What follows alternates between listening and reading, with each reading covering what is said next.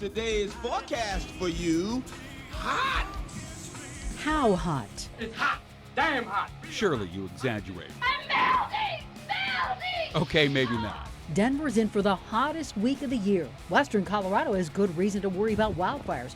All of us are gonna sweat. At altitude, we lose water a bit more. Plus, the DA and defense make their final arguments in the trial of Devin Erickson. And prime time in Arvada? Not if the neighbors have anything to say about it. It's not that we're saying we're against Amazon. We're against this incompatible use of the land where it is. Good evening. Thanks for watching Denver7. I'm Ann Trujillo. And I'm Shannon Ogden. We're glad you're with us tonight. Find something cool to drink and somebody cool to drink it with because it is hot. It is not Denver hot, Phoenix hot, New York City and a Spike Lee joint hot. Crank the AC, sweat through the night, take a cold shower hot. Yeah, it is all anyone's talking about, and it's what we're talking about tonight with Denver7's Gary BRODE and meteorologist Mike Nelson. So, Mike, let's start with you. Are we imagining things, or did the heat just really arrive so early this year? Oh, it's early. I mean, it's been in June before, but we're seeing trends that's coming earlier as our climate gets warmer. It's a scorcher out there right now. Check out the current high temperature map across the state. It hit 100 at Greeley, 98 degrees in Denver today, 102 out west at Grand Junction. It's still 100 at Grand Junction and 100 degrees at Greeley. We're still at 97 degrees. We are already seeing, because of climate change, more days of 95 degrees or hotter each year. The summers are getting hotter as our global climate continues to warm, and that does not discount Colorado. We're seeing the same effects here. Ozone alert.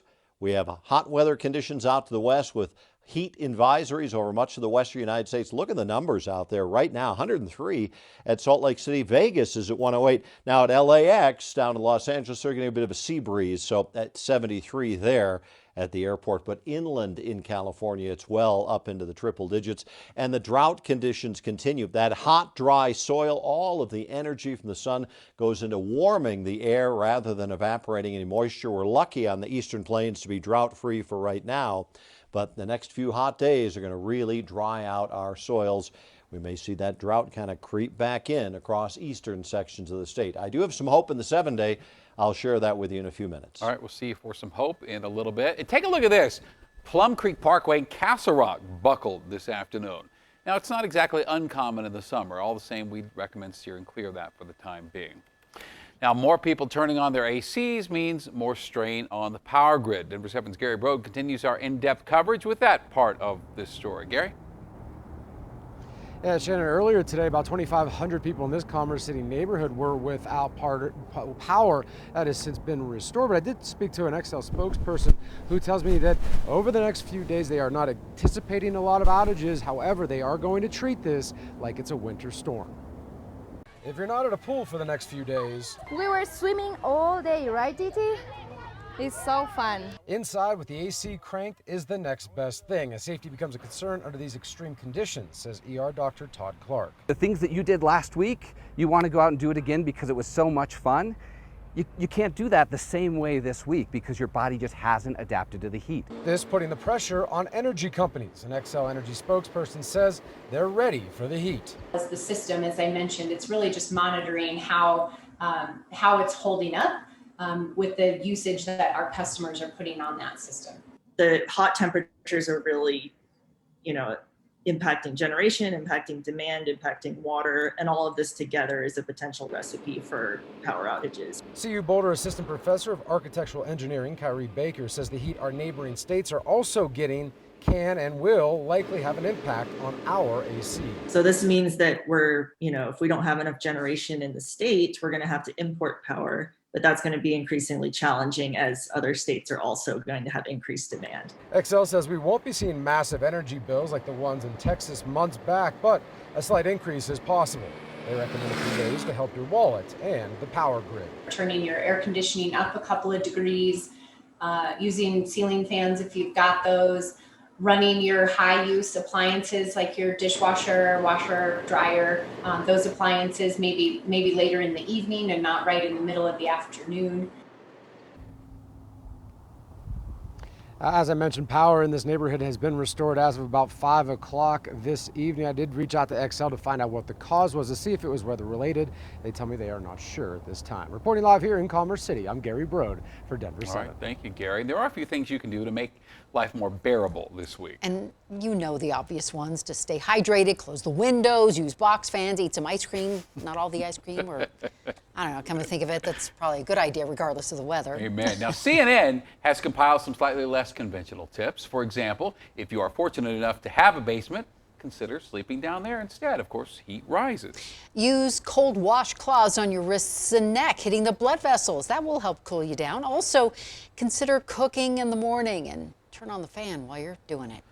But if heat was the only thing we had to worry about, we had hail just yesterday, and there's plenty more to come. Raman Zardoshian with Denver Auto Body says if your car is damaged in a storm, it pays to get the job done right. But when you get to the more severe stuff, the metal on the panels can warp and get stretched. So it gets to a point where when the damage is heavy, it should not be repaired. It should be replaced. These paintless dent repair shops will typically repair it anyway, just to save money or because they don't have the capability of actually replacing panels. And you're left with a product that's wavy and also a metal that's never going to be as strong or durable as it was previously. Hail damage is often covered through your insurance, so there's really no reason to skimp on the repairs. Of course, the heat has not made life easy on firefighters. I-70 had to be closed this afternoon near Avon because more than a dozen fires were burning along the road. Dozens of first responders spent their weekend working on the Platte River fire near Roxborough State Park. Thanks to them, this fire is halfway toward being contained and people are allowed back into their homes again. The fire is believed to have been started by downed power lines. So with these hot and dry temperatures, we're going to be expecting that grass to dry really fast. And with one loose spark, one dragging chain, one abandoned wildfire, that grass is available and the fire is going to zip right through that. Another fire burning near Silverthorne was contained on Sunday, and the cause of that one is unknown. And breaking news tonight in Castle Rock, where closing arguments are coming to an end in the trial of accused STEM gunman Devin Erickson. Erickson faces life in prison without the possibility of parole if convicted in the murder of Kendrick Castillo. Prosecutors spent 2 weeks laying out a case against him. Erickson's attorneys argued on his behalf for all of 2 days. Denver7's Liz Gilardi has been in the courtroom all day. She is hearing from the Castillo family. In fact, right this moment. We'll have all that for you tonight on Denver7 News at 10. And we are tempted to say we'll believe it when we see it, but Mark Redwine's trial could take place this week. Jury selection began today in La Plata County. Redwine was arrested for the 2012 murder of his son Dylan back in 2017.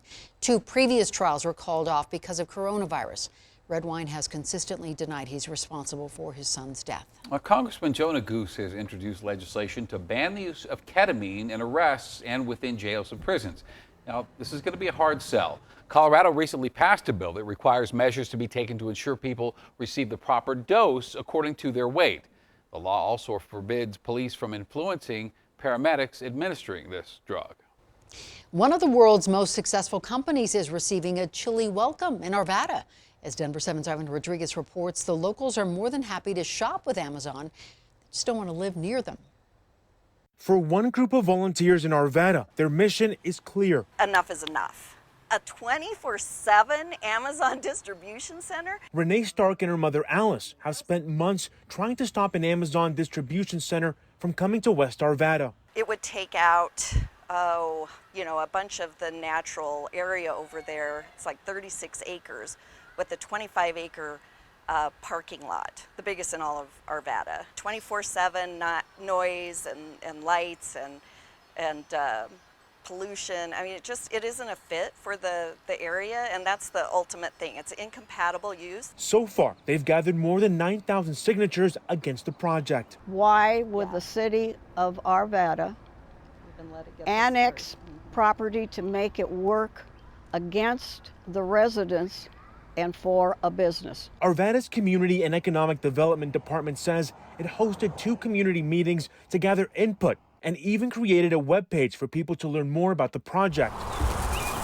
The park, trees, and the trail that borders the property will not be removed. Studies have been done to decide which trees on property could also be saved. The developer, Scannell Properties, believes the facility matches the area. but neighbors say it will turn a green piece of land into a concrete jungle. It's just a total disconnect of big business and, people who live here and work here and, own business. Amazon believes the project is great for economic growth in the community. In a statement, a spokesperson says in part, this site was selected because it brings us closer to our customers. The city of Arvada's comprehensive plan identifies this site as a potential future land use of office, light industrial, retail community. Amazon says the proposed site will have 20 trucks entering and leaving the site each day, and about double that during the holiday season. This will destroy not only the wildlife, but the way of life in West Arvada. After months of debate, it's now up to City Council to determine the next best steps and if a tech giant will be moving into town. Ivan Rodriguez, Denver 7. Arvada City Council will take this up tonight, and we will let you know what they decide. Speaking of Amazon, package thefts are way up this year, and there's not a lot police can do about it. We filed the police report and didn't hear anything back. Plus, hundreds of DPS students opt to stay at home this fall. Along with the hot weather, poor air quality, an ozone alert is in effect. Celebrate Juneteenth with Denver 7. All this week, we're taking a deeper look at Black history in Colorado. The people, the places, the culture, the heritage. Juneteenth, all this week, only on Denver 7.